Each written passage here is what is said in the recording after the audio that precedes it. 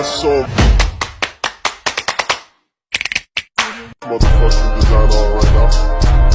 Bring it down, bring it down, bring it down. I got 3 whole thoughts to walk. Assalamualaikum warahmatullahi wabarakatuh.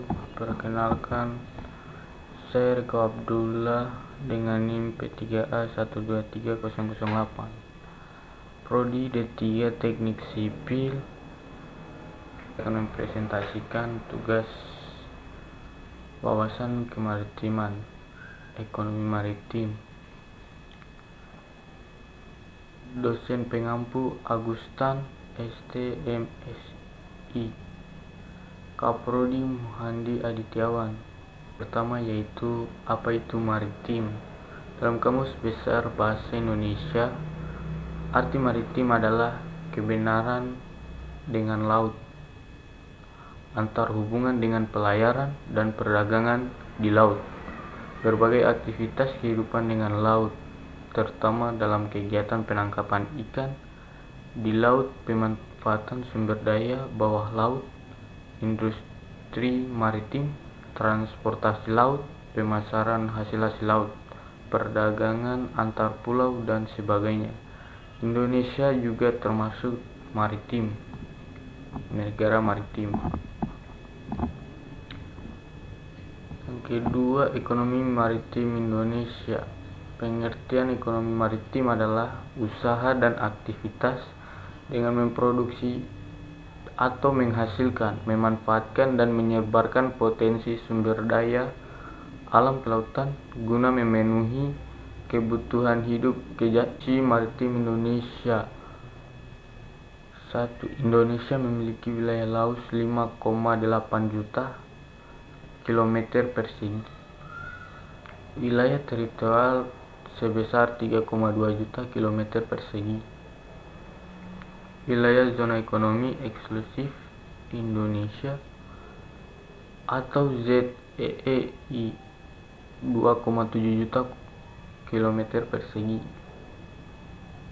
Selanjutnya terdapat 17.504 pulau di Indonesia, garis pantai sepanjang 81.000 km persegi. Dengan cakupan yang demikian besar dan luas, tentu saja maritim Indonesia mengandung keanekaragaman alam laut yang potensial baik hayati dan non-hayati. Berdasarkan catatan Kementerian Kelautan dan Perikanan atau KKP, pengembangan sektor perikanan terhadap produk domestik bruto atau PDB memiliki peranan strategis, dan penguasaan oleh asing masih begitu besar dalam pemanfaatan sumber daya alam tersebut. Poin 4, industri dan jasa sumber daya maritim. Industri maritim golongan kapal, teknologi perkapalan, desain kapal, perbaikan kapal, manufaktur komponen kapal, dan lainnya. Ekspor atau impor, pariwisata, budidaya perikanan, dan berbagai potensi maritim lainnya. Jika dimanfaatkan secara maksimal, hasilnya dapat dialokasikan untuk kesejahteraan dan mengurangi kemiskinan. Poin kelima yaitu penghambat industri maritim. 4 yaitu pertama, sistem finansial. Yang kedua, sesuai dengan Kepmenku nomor 370 KMK 03/2003 tentang pelaksanaan pajak pertambahan nilai yang dibebaskan atas impor dan atau penyerahan bahan karena pajak tertentu dan atau penyerahan jasa karena pajak tertentu, bahwa sektor perkapalan mendapat kebebasan pajak. Ketiga, buruknya kualitas sumber daya maritim Indonesia. Keempat, persoalan klasifikasi industri maritim tangan BUMN dengan kendali Kementerian BUMN dan Kemendut PT Biro Klasifikasi Indonesia atau BKI. Industri perkapalan dan industri perikanan dan bioteknologi memiliki beberapa pemanfaatannya, yaitu industri yang pertama dulu industri perkapalan. Industri perkapalan mencakup sangat penting bagi negara maritim untuk menjalin terpeliharanya interaksi dan konektivitas antar pulau. Itu yang pertama. Yang kedua, industri perkapalan setiap tahun terus meningkat. Yang ketiga, industri perkapalan merupakan industri padat karya dan padat modal yang memiliki daya sangat tinggi. Faktor kebijakan moneter dan fiskal, masih sulitnya akses dana perbankan, dan tingginya bunga serta masalah lahan menjadi bahan para pelaku usaha. Industri perikanan dan bioteknologi memiliki 4 pemanfaatannya yang meliputi induksi makanan dan minuman, farmasi, kosmetika, bioenergi, makanan, tablet, salep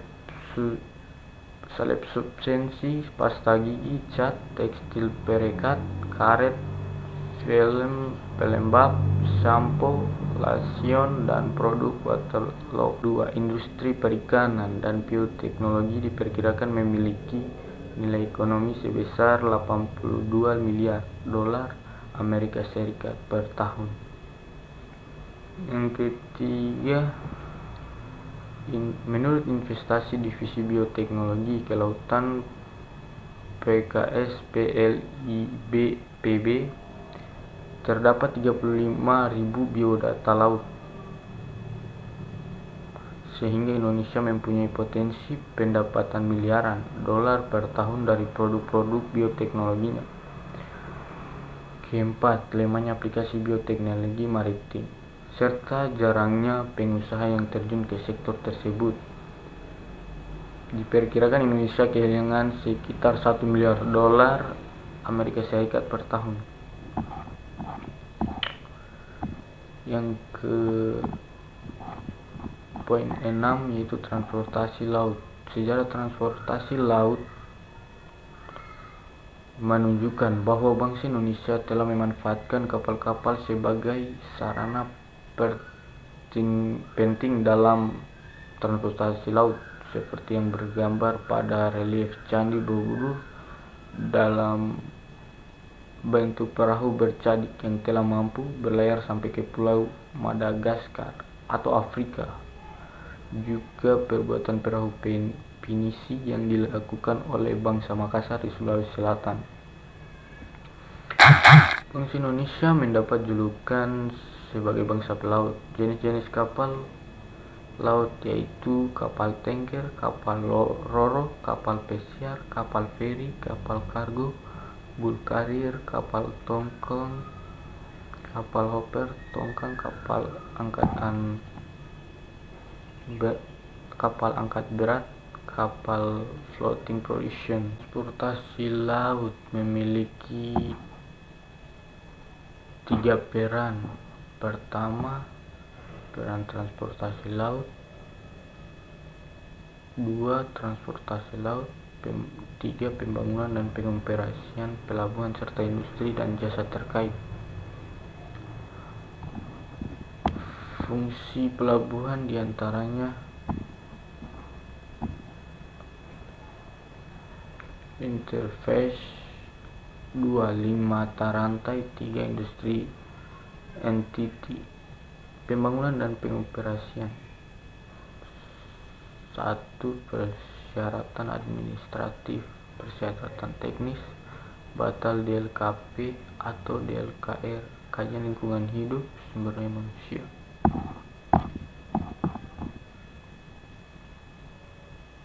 Kesimpulannya, potensi sumber daya perikanan digalinya sekitar 24,5% dan potensi yang ada.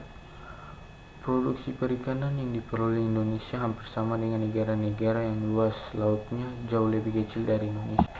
Terima kasih atas perhatiannya. Mohon maaf bila ada salah kata atau yang kurang berkenan kepada dosen dan kawan-kawan yang menonton. Terima kasih. Sekian, wassalamualaikum warahmatullahi wabarakatuh.